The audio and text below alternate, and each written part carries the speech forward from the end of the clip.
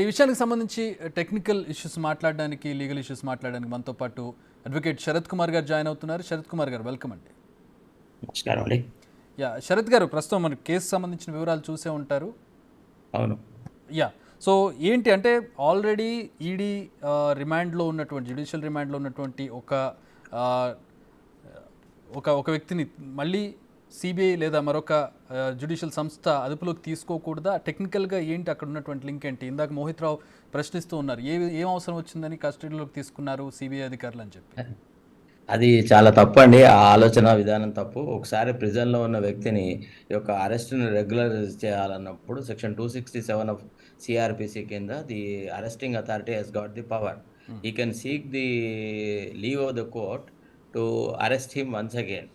So 267(1) కింద ఇవాళ అంటే ఈ ఈడీ కోర్టు వాళ్ళు యాక్సెప్ట్ చేయలేదు అని అంటే ఆ రిమాండ్ కేసు డైరీని మొత్తంగా పరిశీలించి అరెస్ట్ అవసరమా కాదా అనే విషయం మీద ఒక జ్యుడిషియల్ ఒపీనియన్ ఎక్స్ప్రెస్ చేయాల్సి ఉంటుంది అనమాట. ఎవరైతే పీటీ వారెంట్ను పర్మిట్ చేస్తారో వాళ్ళు. కాబట్టి ఆయన నాకెందుకు ఈ తలనొప్పి, నేను అసలు ఈ కేసు ఆర్గ్యుమెంట్ పూర్వపరాలు నాకు తెలియదు, ఇందులో వినలేదు, జ్యుడిషియల్ రిమాండ్ ఇస్తే ఒక ప్రాబ్లం, ఇవ్వకుండా ఒక ప్రాబ్లం. లేటెస్ట్గా సత్యేంద్ర కుమార్ అంటిల్ వర్సెస్ సిబిఐ అనే జడ్జ్మెంట్లో సుప్రీంకోర్టు వాళ్ళు చెప్పినారు, అంటే remand of an accused is not automatic. The judge has to apply his mind to the facts of the case whether it is necessary or not అనేది అని అన్నారు. సో కాబట్టి ఆ జడ్జి గారు రిస్క్ తీసుకోకుండా రేపు రెగ్యులర్ కోర్టులో ప్రొడ్యూస్ చేయండి అని అన్నారు. There is nothing wrong in that they are going in accordance with law. ఇప్పుడు అంటే ఈ సిబిఐ కస్టడీకి తీసుకునే ముందు ఎవరికి నోటీసులు ఇవ్వలేదు, ముందుగా ఎవరికి సమాచారం లేదు, కుటుంబ సభ్యులకు, లాయర్లకి ఇవ్వలేదు. ఎవరికి ఇచ్చుడు అవసరం ఉండదు. ప్రిజన్ వారెంట్ అంటేనే అదనమాట, ప్రిజన్ ట్రాన్సిట్ వారెంట్ అంటారు.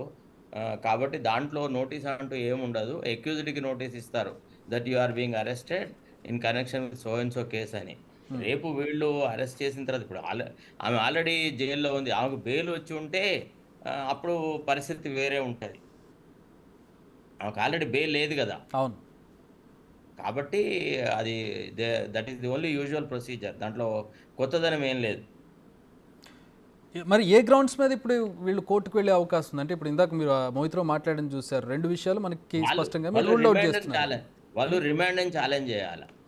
They must say that the CBI does not have any sufficient grounds to effect the arrest of the accused. She is already in jail in connection with ED case అని వాళ్ళు అంటే ఆ రిమాండ్ని challenge చేయాలి. Okay. So అంటే మీరు చెప్తున్నారు కదా, అంటే రూల్ అవుట్ చేస్తూ ఉన్నారు, అంటే అరెస్ట్ చేసినంత మాత్రం, అంటే రిమాండ్లో ఉన్నంత మాత్రాన్ని అరెస్ట్ చేయకూడదని లేదని చెప్తున్నారు. అది అందుకే section 267 of CrPC provides for that అనమాట. సెక్షన్ 267 ఏం చెప్తుందంటే, వెనెవర్, నేను మీకు ఒకసారి ఆ ప్రొవిజన్ చదివి వినిపిస్తాను చూడండి. Power to require attendance of prisoners whenever in the course of an inquiry, trial or other proceedings under this code it appears to a criminal court that a person confined or detained in a prison should be brought before the court for answering to a charge of an offence or for the purpose of any proceedings against him, or that it is necessary for the ends of justice to examine such person as a witness. The court may make an order requiring the officer in charge of the prison to produce such person before the court for answering to the charge for the purpose of such proceeding or as the case may be అని ఉంది. ఇంట్లో దాని అర్థం ఏంటంటే, already ప్రిజన్లో ఉన్న వ్యక్తిని మళ్ళీ ఇంకొక నేరంలో అతని అరెస్టును రెగ్యులరైజ్ చేయాలన్నప్పుడు ఆ సంబంధిత కోర్టుకు, అంటే ఏ కోర్టు పరిధిలో అయితే ఆల్రెడీ షీజ్ అండర్ ప్రిజన్ అనుకున్నారో అదే కోర్టులో వీళ్ళు ఈ అప్లికేషన్ వేసేసి, మాకు కూడా ఒక కేసు ఉంది, మా సంబంధించిన కేసులో కూడా her arrest is necessary, we need to examine her అని వేసారా? సిబిఐ వేసారా? అంటే మీరు అనేది ఏంటి, ఇప్పుడు అరెస్ట్ చేసిన తర్వాత చేయక ముందు వేయాలి? ఎస్, పీటీ వారెంట్ల కోసమే వాళ్ళు అప్లికేషన్ వేసి ఉన్నారు ఆల్రెడీ. ఓకే. వేసిన అప్లికేషన్ మీద జడ్జి గారు ఆథరైజేషన్ చేయాలి. Yes, you are authorize to take her into custody and if necessary examine her అని.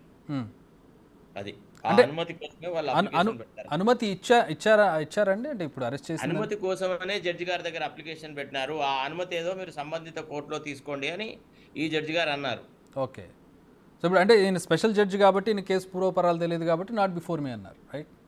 నాట్ బిఫోర్ మీ అని కూడా అనలేదు. ఆయన ఏమనంటే, ఆ పర్టికులర్ జ్యూరిడిక్షన్ అనేది సిబిఐ జ్యూరిడిక్షన్ ఇంకో కోర్టుకు వస్తుంది, ఆ కోర్టు దగ్గరికి వెళ్ళండి, నేను ఎందుకు దట్టు అనే holiday, why should I examine all that అని. ఈరోజు రంజాన్ పబ్లిక్ హాలిడే కదా. కరెక్ట్. ఇప్పుడు ఆ పబ్లిక్ హాలిడే రోజున ఇప్పుడు ఇన్ని రోజులుగా ఆమె జైల్లో ఉంది కదా! CBI must have felt the necessity earlier or hmm. Otherwise CBI can wait till Monday or some other day on a working day అట్లా చేయొచ్చు. హ్మ్. కాకపోతే వాళ్ళు వాళ్ళ అవసరాల దృష్ట్యా ఇప్పుడు 2, 3 డేస్ వాళ్ళకి కలిసొస్తాయని ఆమె ఆల్రెడీ బెయిల్ అప్లికేషన్ వేసున్నది. రెగ్యులర్ బెయిల్ అప్లికేషన్ కూడా ఆర్గ్యుమెంట్స్‌కి 26థ్‌కో ఏదో ఉంది గదా! డేట్ మళ్ళీ. అవును. కాబట్టి ఈ సందర్భంలో కూడా తొందరగా మా ఇన్వెస్టిగేషన్ కూడా కంప్లీట్ చేస్తాము. ఇంట్రాగేషన్ కంప్లీట్ చేస్తామన్న ఉద్దేశ్యంతోని వాళ్ళు అప్లికేషన్ పెట్టుంటారు. దాంట్లో అన్‌యూజువల్ ప్రొసీజర్ ఏం లేదండి. ఇట్లా చాలామంది అక్యూజ్‌లకి ఇట్లా పీటీ వారెంట్లు ఇచ్చి నె ఏళ్ళేళ్ళు, నెలలు నెలలు జైల్‌లో ఉంచిన సందర్భాలున్నాయి. ఫర్ ఎగ్జాంపుల్ 'తీన్మార్ మల్లన్నని' గాని, మిగతా వాళ్ళని గాని, ఆ 'చక్రధర్' గాని, ఇట్లాంటి వాళ్ళని మేము జూసినాం. అంటే those of us who practice in the criminal courts hmm. మాకిది పెద్ద కరెక్ట్. దీనిలో ఏం ప్రత్యేకమైన పరిస్థితులు కనబడదు. రైట్. అంటే ఇప్పుడు ఈ ఈడీకి సంబంధించి ఏ గ్రౌండ్స్, సిబిఐకి సంబంధించి ఏ గ్రౌండ్స్ సార్ ఇప్పుడు? కవిత ఇప్పుడు కేసులో? అది కాదండి. ఈడీ కేసనేది సబ్సిక్వెంట్ దాంట్లో ఉంటుంది. మనీ ఒక లాండరింగ్‌కి క్రిమినల్ సంబంధించి. ఒక క్రిమినల్ కేసు లేకుండా హ్మ్. ఈడీ ప్రొసీడింగ్స్ ఉండడానికి వీల్లేదు. ఓకే. అర్థమైందా లేదా? ఒక ఫస్ట్ బేసికల్‌గా ఒక క్రిమినల్ కేస్ ఉండాల. ఆ కరెక్ట్. క్రిమినల్ కేసు లోపల ఏదైతే మనీ ట్రాన్సాక్షన్స్ జరుగుతాయో, కరెక్ట్. అది క్రైమ్ మనీ అంటారు. ఆ crime money detection, crime money source కనుక్కోవడము, క్రైమ్ మనీ ఎవరికి చెందింది, అసలు is there any offence of money laundering under section 3 of the act or not అనేది ఈడీ కోర్ట్ డిసైడ్ చేస్తది. హ్మ్. సో, కవిత తరఫున జరిగిన ఆర్గ్యుమెంట్ ఏంది అంటే, there is no lead crime as such అనే ఆర్గ్యుమెంట్ జరిగింది. No, no there is a lead crime. In connection with the lead crime only she is arrested. Actually ఆమె she is an accused in the main case hmm. అవును. అని వాళ్ళు చూపెట్టి, ఇప్పుడు ఆమె arrest already వేరే కేసులో అరెస్ట్ అయింది కాబట్టి పీటీ వారెంట్ తీసుకున్నారు అంతే. సిబిఐ గ్రౌండ్స్ అంటే వీళ్ళు గూడా మనీ ట్రాన్సాక్షన్‌కి సంబంధించి ఉంటుందా? లేదంటే అదర్ థింగ్స్ ఉంటాయా దీంట్లో సిబిఐకి అంటే సంబంధించి? సిబిఐ కేసు చీటింగు మిగతా అఫెన్సెస్‌లో ఉంటుందన్నమాట. అబ్యూజ్ ఆఫ్ ది అథారిటీ తర్వాత హ్మ్. అట్లాంటి అఫెన్సెస్‌లో ఉంటుంది. అంటే ఇప్పుడు ఏ కేసైతే రామచంద్ర పిల్లై మిగతా వాళ్ళ మీద పెట్టారో, తర్వాత కేజ్రీవాల్ మీద పెట్టారో, అదే లీడ్ కేసులో కూడా she is shown as one of the co-accused అవును. అట్లా. కాబట్టి ఈమె అరెస్ట్‌ను రెగ్యులరైజ్ చేయడం వాళ్ళకి అవసరం. కాబట్టి వాళ్ళు 267(1) కింద అప్లికేషన్ పెట్టుకున్నారు. అది ఆటోమేటికల్‌గా ఆథరైజ్ చేసేస్తారండి. దీంట్లో ఏం పెద్ద ఆర్గ్యుమెంట్‌లు, పెద్ద చర్చలు ఏమి ఉండదు. హ్మ్. అర్థమైందా? ఇప్పుడు బిలో 7 ఇయర్స్ పనిష్మెంట్ ఉన్న వాట్లలో అయితే పీటీ వారెంట్స్ ఇవ్వద్దు అనేది ఒక కాన్సెప్ట్ ఉంది. ఇప్పుడు 2 విచారణ సంస్థలు ఏకకాలంలో విచారిస్తున్నటువంటి నేపథ్యంలో కేసు ఎంత స్ట్రాంగ్‌గా కనపడుతోంది సార్? అంటే మీ అబ్జర్వేషన్ ఏంటి? అది కొద్దిగా సీరియస్‌నెస్‌గా ఉంది. వాళ్ళు ఎందుకో మరి చాలా లైట్‌గా మాట్లాడుతా ఉన్నారు. అదేదో ఒట్టిగా ఆమెనేదో చాలా అమాయకురాలు, ఆమె హ్మ్. ఏ తప్పు చేయలేదు, ఆమెనైనా ఏదో రాజకీయ కారణాల వల్ల ఆమెను అరెస్ట్ చేశారు అది ఇదని ఏదో చెప్తా ఉన్నారు గానీ, గతంలో 6 చార్జ్ షీట్‌లలో ఆమె పేరు పొందుపరిచినారు. ఆమె ఏ రకంగా ఈ మొత్తం లిక్కర్ స్కాండల్‌లో ఇన్వాల్వ్ అయింది అనేది ఎక్స్‌ప్లెయిన్ చేసినారు. ఇప్పుడు అండర్ ది ఈడీ అఫెన్సెస్‌లో అయితేనేమో she has to prove herself as innocent. Correct. నాకేం తెలవదు. మనీ ట్రయల్‌కి నాకు సంబంధం లేదు. నన్ను మనీ రిసీవ్ చేసుకోలేదు. నేను ఇందులో పార్టిసిపేట్ చేసుకోలేదు అని చెప్పుకోవాలామె. ట్రూ. సెక్షన్ 45 అనేది చాలా రిగరస్‌గా ఉంటుందన్నమాట after amendment. It is now ఇది రివర్స్ బర్డెన్ అంటారు. అంటే అక్యూజ్డే ప్రూవ్ చేసుకోవాలి నేను నిర్దోషిని అని. హ్మ్. అట్లా. అందుకోసం చెప్పి ఆ సీరియస్‌నెస్ ఉంటుంది. ఇది అంత సింపుల్ కాదు. ఇప్పుడు మనకి వాళ్ళు వేసిన కస్టడీ అప్లికేషన్ అయితుందో 267 కింద వాళ్ళు అడిగిన అప్లికేషన్ మన దగ్గర ఉంటేనేమో, ఇగో ఈ గ్రౌండ్స్ మీద సీబీఐ వాళ్ళు మళ్ళీ అదే. కస్టడీకి అడుగుతున్నారు అని మనం చెప్పొచ్చు. హ్మ్. ఇప్పుడు మనం we are firing in the vacuum. మన దగ్గర ఏ కరెక్ట్. కాగితం లేదు, ఏ కమ్మ లేదు. కరెక్ట్. వాళ్ళు కరెక్ట్. చెప్పిన దాన్ని బట్టి మనం గెస్ కొట్టి మాట్లాడడమే కదా! హ్మ్. అయితే మొన్న బెయిల్ సందర్భంలో ప్రైమా ఫెసి గురించి మాట్లాడారు. కేసులో కీలకమైనటువంటి వ్యక్తిగా కోర్టు అభిప్రాయపడినట్టు కనపడుతుంది. ఆ రోజు అంటే బెయిల్‌కి సంబంధించి వచ్చిన డిస్కషన్ గురించి అబ్జర్వేషన్ ఏంటి సార్ మీది? అంటే ఆ రోజు వాళ్ళేమన్నారంటే, ఈమె ఇన్నోసెంట్ అని చేస్తున్న వాదన సరైనది కాదు. హ్మ్. సఫిషియంట్ ఎవిడెన్స్ వాళ్ళు చూపెట్టినారు.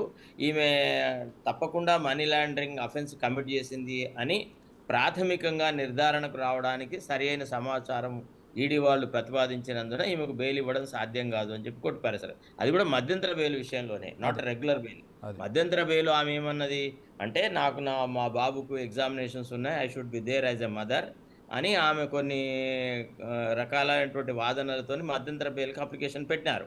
పెడితే వాళ్ళేమన్నారు, no no your son is not out of the family. అతను ఈవెన్ ఫ్యామిలీలో ఉన్నప్పుడు కూడా your otherwise busy with your own business activities. మీరు పెద్దగా కొడుకు మీద ప్రదర్శించిన పెద్ద ప్రేమ అనురాగాలు ఏం లేవు. మీరు లేకపోవడం వల్ల మీ ఆబ్సెన్స్‌ని అతనేం ఫీల్ అవ్వట్లేదు. ఎందుకంటే మిమ్మల్ని విడిచిపెట్టి ఉండడానికి అతను అలవాటు పడున్నాడు. మీ లేని లోటు వల్ల అతనికి అతని చదువుకు గాని, లేతే మీకు గాని జరిగే నష్టం అంటూ ఏం లేదని జెప్పేసేసి ఆ వాదనను కొట్టిపారేస్తాడు. ఆ సందర్భంలో ఒక ప్రైమా ఫేసి ఫైండింగ్ ఇవ్వాలి గాబట్టి, ఈడీ మా దగ్గర మీరు ఈడీ అఫెన్స్ అంటే మనీ లాండరింగ్ చేసినట్టుగా ప్రాథమిక సాక్ష్యాధారాలు చూపెట్టింది గాబట్టి, మీ అరెస్టును మేము తప్పు అని అనలేము, చట్టవిరుద్ధమని అనలేము అని మధ్యంతర బెయిల్‌ని రిజెక్ట్ జేసినారు. సో కోర్టు అభిప్రాయపడింది ఇక్కడ ప్రైమా ఫేసి ఉంది మీరు యెస్. ఉంది అనే రైట్. నిర్ధారణకొచ్చిన తర్వాతనే ఆమె కరెక్ట్. అంటే దెర్ ఇస్ అ డిఫరెన్స్ కదా సార్. అంటే ఈడీ ఆరోపణ చేయడం వేరు, కోర్టు ప్రాథమిక నిర్ధారణ అవుతుందని అనడం వేరు. కరెక్టే. మరి అనుకుంటే ఏం చేస్తది? ఇప్పుడు వాళ్ళ దగ్గర పెట్టిన మెటీరియల్‌ని అంతా స్టడీ చేసి, ఎగ్జామిన్ చేసి, కరెక్ట్. ఆమె నిర్దోషియా? అనవసరంగానే ఆమెను అరెస్ట్ చేసినారా? ఆమె ప్రాథమిక హక్కులైనటువంటి లిబర్టీకి ఏదైనా భంగం కలిగిందా? లేదా చట్ట ప్రకారంగానే ఆమె ఒక నేరంలో ఇన్వాల్వ్ అయ్యి ఉన్నందువల్ల ఆమెను అరెస్ట్ చేశారా? అనేది ప్రాథమిక నిర్ధారణ జరగాలి గదా! అవును. సో, ఆ ప్రాథమిక నిర్ధారణ చేసింది కోర్టు. వీళ్ళ వాదనలు విన్నది. తర్వాత ఈడీ వాళ్ళు ఏదైతే ఈసీఐఆర్ సబ్మిట్ చేసినారో, ఏదైతే రిపోర్ట్ సబ్మిట్ చేసినారో దాన్ని పరిగణలోకి తీసుకొని ఒక ప్రాథమికంగా ఒక అభిప్రాయం వ్యక్తం చేసింది. దట్ ఈస్ నాట్ ఫైనల్ అండి. It is not conclusive. ఇంకా కరెక్ట్ కరెక్ట్. అంటే మిగిలిన ఇంకా ప్రాథమిక నిర్ధారణే ప్రైమా ఫేసి కాబట్టి ఇంకా ముందు అంతే. ముందు ఇంకా డీప్గా వెళ్ళడానికి ఉంటుంది. అయితే బెయిల్ డీప్‌గా వెళ్తారు. అదే డీప్‌గా వెళ్తారు. అసలు యాక్చువల్లీ ఎప్పటినుంచి ఈ కేసు ఇన్వెస్టిగేషన్ స్టార్ట్ అయింది? అరెస్ట్ చేయడంలో ఏమైనా జాప్యం జరిగిందా? జరిగితే ఎందుకు జాప్యం జరిగింది? అసలు హ్మ్. ఈమెను అరెస్ట్ చేయాల్సిన సందర్భం ఎప్పుడు అరైజ్ అయింది? ఈ మనీ ట్రైల్ అనేది ఉందా? లేదా? ఈమె ఆ మ డబ్బు ఏదైతే క్రైమ్ మనీ ఏదైతే తీసుకొచ్చిందో ఎట్లా వినియోగించింది? ఎట్లా వాడుకుంది? ఇదంతా వాళ్ళు ఫైనల్‌గా తేలుస్తారనమాట. సరే, ఇప్పుడు ఈడీ, సిబిఐ రెండు ప్యారలల్ ఇన్వెస్టిగేషన్ చేస్తున్నాయి. రెండింటి మధ్యలో కోఆర్డినేషన్ ఎలా ఉంటుంది సార్? అంటే సాక్ష్యాధారాలకు సంబంధించి కావచ్చు. కోఆర్డినేషన్ అంటూ ఏముండదండి. ఎవరి ఇన్వెస్టిగేషన్ వాళ్ళదే. CBI will try to prove the criminal charge against her hmm. And ED will see whether there is any money laundering or not. If money laundering is there, they will prove their case. ఎవరి పని వాళ్ళే చేసుకుంటారు. Okay. అంటే వీళ్ళ దగ్గర ఉన్న సాక్ష్యాధారాలకు సంబంధించో లేదంటే ఎవిడెన్స్కి సంబంధించో వాళ్ళకి హెల్ప్ ఆ రకంగా ఏమి ఉండదు టెక్నికల్గా. అట్లా ఏముండదు. వీళ్ళు వాళ్ళ డాక్యుమెంట్స్‌ను సర్టిఫైడ్ కాపీస్ తీసుకొని చూసుకుంటారు. Exactly right. అంతే. ఒక సో ఎక్స్‌చేంజ్ ఆఫ్ డాక్యుమెంట్స్ తప్ప ఇంకా కరెక్ట్. అదే సార్ నేను సెపరేట్‌గా అడిగింది కూడా అదే. అదే. అయితే ఇప్పుడు మీకు కోర్టు ఇప్పుడు ఈవెన్ కేజ్రీవాల్ విషయంలో కూడా సేమ్ మనం ఇందాక మాట్లాడుకున్నటువంటి విషయాన్ని కేజ్రీవాల్ విషయంలో కూడా కోర్టు అభిప్రాయపడింది ఆయన బెయిల్కి అప్లై చేసినప్పుడు కూడా అంతే. ముఖ్యమంత్రికి అంతే. అంతే. ఆ గ్రౌండ్స్. అంతే. అంటే రిమాండ్ చేయాలన్నప్పుడు అండర్ 167 క్లాస్ 1 అండ్ 2 కింద చేయాలన్నప్పుడు ఏ మెజిస్ట్రేట్ అయితే రిమాండ్‌కు ఆర్డర్ చేస్తారో దాంట్లో 2 రకాలుగా ఉంటాయండి. ఈ రిమాండ్ అనేది ఎట్లుంటుందంటే ఇప్పుడు బిలో 7 ఇయర్స్ వాటిలలో అర్నేష్ కుమార్ జడ్జిమెంట్ అప్లై అవుతది. వాళ్ళకి 41 ఇయర్స్ ఈఆర్‌పీసీ నోటీస్ ఇవ్వాలా. ఓకే. అవి కాకుండా ఏవైతే offences which attract more than 7 years అని అన్నప్పుడు వాళ్ళేం చేస్తారు? ఎస్‌హెచ్‌ఓ అంటే ఏ పోలీస్ స్టేషన్‌లో అయితే ఆ కేస్ అయి ఉంటదో ఆ పోలీస్ స్టేషన్‌కు సంబంధించిన అధికారి స్టేషన్ హౌస్ ఆఫీసరు ప్రైమా ఫేసిగా వీళ్ళని అరెస్ట్ చేయాల్సిన అవసరం ఏముంది అనేది తానొక ప్రాథమిక నిర్ధారణ చేస్తాడు. చేసి దాన్ని ఆ అరెస్టును రెగ్యులరైజ్ చేయండి. నేను ఒక ఒపీనియన్ తీసుకున్నాను. వీళ్ళ అరెస్ట్ నాకు అవసరము అని చెప్పి రిమాండ్‌కివ్వండి. జ్యుడిషియల్ రిమాండ్‌కివ్వండి అని చెప్పేసేసి అప్లికేషన్ వేస్తారు 167లో.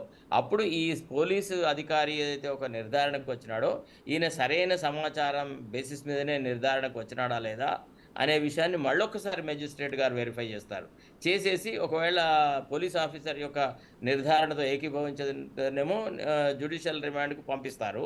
లేకపోతే మన దగ్గర ఇప్పుడు ఎంఎల్ఏస్ పోచింగ్ కేస్‌లో no no economic offence is not made out. PC act is not applicable అని వాళ్ళని వాపసు పంపించినాడు గదా! అవును. ACB court. అవును. అట్లా కూడా జరగొచ్చనమాట. అయితే ఇక్కడేం జరిగింది? ఎస్‌హెచ్‌ఓ ఇచ్చిన అభిప్రాయం కరెక్టే. కరెక్ట్. అసలు ED has successfully laid the material which would prima facie establish that she is involved in the case. అవును. It cannot be said at this juncture that she is an ignorant or innocent person అని అన్నారు. హ్మ్. అది. Sir ఇప్పుడు ఈ కవిత బెయిల్కి వెళ్ళే grounds చూస్తూ ఉంటే చాలా సాధారణమైన విషయాలే కనపడుతుంది. అంటే కొడుకుకి ఎగ్జామ్స్ ఉన్నాయనో, లేకపోతే ఇంట్లో తన అవసరం ఉందనో, ఇలాంటి గ్రౌండ్స్ మీద ఆవిడ బెయిల్కి వెళ్తున్నటువంటి పరిస్థితి. ప్లస్ ఇక్కడ ప్రైమ్ ఆఫీసీ కనపడుతోంది. బెయిల్ వచ్చేటటువంటి పరిస్థితులు ఉన్నాయా ఆవిడ వెళ్ళే గ్రౌండ్స్లో చూస్తుంటే? సార్ ఇప్పుడు తెలుగులో ఒక సామెత ఉంది. ముంజేతి కంకణానికి అద్దమేలా అని. దాన్ని అద్దంలో చూసుకోవాల్సిన అవసరం లేదు. ఆమెకేం గ్రౌండ్స్ లేదు అనే సంగతి ఆమె పిటిషన్సే చెప్తున్నాయి. అవును. Except political statements, raising slogans in the court, తర్వాత పోలీస్ కస్టడీలో ఏదో ఒక బోల్డ్ ఫేస్ పుటప్ చేయడానికని. అంటే వాళ్ళ ఫాదర్ కొద్దిగా పొలిటికల్ బ్యాక్‌గ్రౌండ్ ఉన్న వ్యక్తి, ఆమెకు కొంత పొలిటికల్ బ్యాక్‌గ్రౌండ్ ఉంది కాబట్టి, మేము రాజకీయ ప్రత్యర్థులమైనందువల్ల మమ్మల్ని అనవసరంగా కోర్టులకు ఈడుస్తున్నారు, జైళ్ళలో పెడుతున్నారని కొంత పొలిటికల్ సింపథీ గెయిన్ చేయడానికి ఆమె కొంత డ్రామా చేస్తుంది. కానీ ఒకవేళ ఇఫ్ యూ రిమూవ్ దట్ ఆ కవర్ తీసేస్తే the fact of the matter is that she is neck deep involved in the case. Correct. కాబట్టే జడ్జి గారు ఒక నిర్ధారణకు వచ్చినట్టు ప్రాథమికంగా మీరు చెప్తున్నంతగా మీరు గంగిగోవు కాదు, మీరు నేరస్తులు కాదు అని చెప్పడానికి ఏ ఆధారం లేదు. కాకపోగా మీ ప్రవర్తన అనుమానాస్పదంగా ఉంది కాబట్టే మిమ్మల్ని రిమాండ్ చేయడం కరెక్టే. మీకు బెయిల్ ఇప్పుడు ఈ దశలో ఇవ్వాల్సిన అవసరం లేదు. మీరు చెప్తున్నటువంటి కారణము మీ బాబు ఎగ్జామినేషన్స్ అనేది ఒక లేమ్ ఎక్స్‌క్యూజ్, అంటే ఒక కుంటి సాకు అని చెప్పేసి వాళ్ళ అభిప్రాయం వ్యక్తం చేసినారు. సో నియర్ ఫ్యూచర్ అంటే ఇంకా డీప్గా వెళ్తూ ఉంటే బెయిల్ అనేది కొంచెం కష్టతరమే. ఇక అది పంచాంగం చూడాలి. అది మనం చెప్పలేము. ఎందుకంటే ఇంకా అంటే మీ ఎక్స్పీరియన్స్లో చూస్తే, through out your experience experience చూస్తే ఇన్ జనరల్ అడుగుతున్నాను నేను. అంత ఈజీగా అయితే బెయిల్ వచ్చే అవకాశాలు కనపడతలేవు. మ్మ్. అంత ఈజీగా బెయిల్ వచ్చే అవకాశాలు అయితే కనపడతలేవు. ఎందుకంటే వాళ్ళు చేస్తున్న ఇది ఇప్పుడు కేజ్రీవాలే he is himself denied bail. అవును. కాబట్టి ఈ దశలో అంత సులభం కాదు. ఈవెన్ ఆయనకి పొలిటికల్ గ్రౌండ్స్లో కూడా, నేను ముఖ్యమంత్రి స్థాయిలో ఉన్నానన్న దానికి కూడా ఆయనకి ఆ గ్రౌండ్ మీద కూడా రాలేదు ఆయనకి.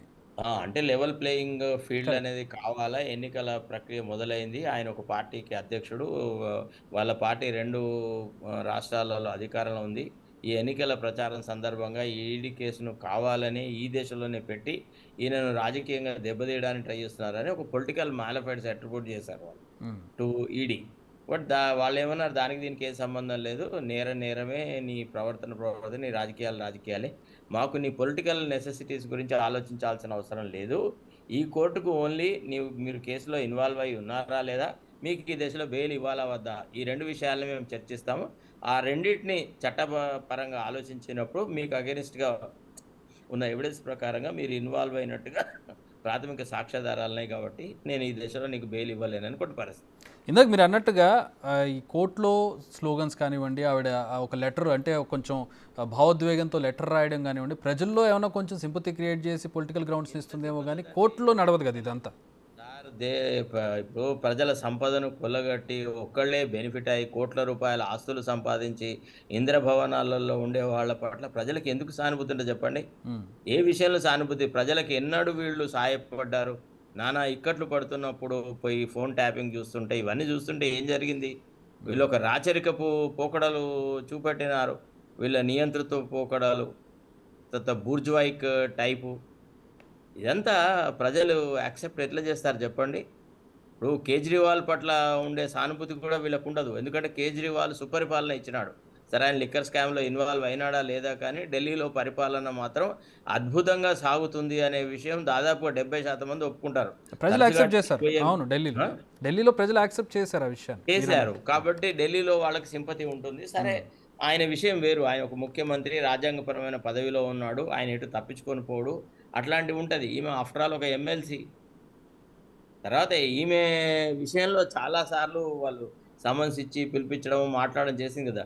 ఈమె సెల్ ఫోన్‌లను ఫార్మాట్ చేసింది అనేది ప్రాథమికంగా ఈమె, ఇప్పుడు సపోజ్ ఒకవేళ ఈమె ఇన్నోసెంట్ అయితే అన్ని సెల్ ఫోన్‌లు ఎందుకు ఫార్మాట్ చేయాలా? మ్మ్. సెల్ ఫోన్‌లు ఫార్మాట్ చేసినారంటే మీరు దొంగ కాబట్టి ఏదో దాచుకోవడానికి ట్రై చేస్తున్నారు అని. తర్వాత ఒక వ్యక్తికి అన్ని సెల్ ఫోన్‌లు ఎందుకండి? అంత ఒకవేళ కాస్ట్లీ సెల్ ఫోన్. ఒకవేళ అసలు ఏ సంబంధం లేకపోతే, ఎక్కడో ఢిల్లీలో జరిగిన లిక్కర్ స్కామ్కి ఇక్కడ తెలంగాణలో ఉన్నటువంటి ఎమ్మెల్సీకి సంబంధం ఎలా వస్తుంది? అదే కదా! మరి అంత పూర్తిగా గుడ్డిగా కూడా ఆర్గ్యుమెంట్ చేస్తే సరిపోదండి. కోర్ట్‌లో జడ్జిలు కూడా వాళ్ళకేముంటది చెప్పండి? ఏం మోటివ్స్ ఉండవు. వాళ్ళు ఏదున్నా నిష్పక్షపాతంగానే వాళ్ళ తీర్పులు ప్రకటిస్తారు. అన్ని విషయాలు పరిశీలిస్తారు. ప్రతి కాయిదం చదువుతారు. ఒక కోర్టును ప్రాథమికంగా అట్లాంటి నిర్ధారణకు వచ్చింది అంటే, అది కరెక్టే అని భావించాల్సొస్తుంది. అంటే ఆ కేస్‌తో సంబంధం లేని మనలాంటి వ్యక్తులకు. హ్మ్. ఆ కోర్టులో ఆ కేస్‌తో సంబంధం ఉన్నవాళ్ళు లేదు, లేదు కింది కోర్టు వాళ్ళు తప్పుడు నిర్ణయం తీసుకున్నారు. లేని ఆధారాలను ఉన్నట్టుగా భావించినారు. వాళ్ళు చూపెట్టింది గోరంతైతే కొండంత కోర్టు అభిప్రాయం వ్యక్తం చేసిందని చెప్పి, ఆ తీర్పుని అటాక్ చేస్తూ వాళ్ళు హయ్యర్ కోర్ట్‌కెళ్ళాల. సార్ ఇక్కడ సిబిఐ, ఈడీ రెండూ దర్యాప్తు చేస్తూ ఉన్నాయి. రెండిటికి సెపరేట్ లాస్ ఉంటాయి, సెపరేట్ శిక్షలు ఉంటాయి నిరూపితమైతే.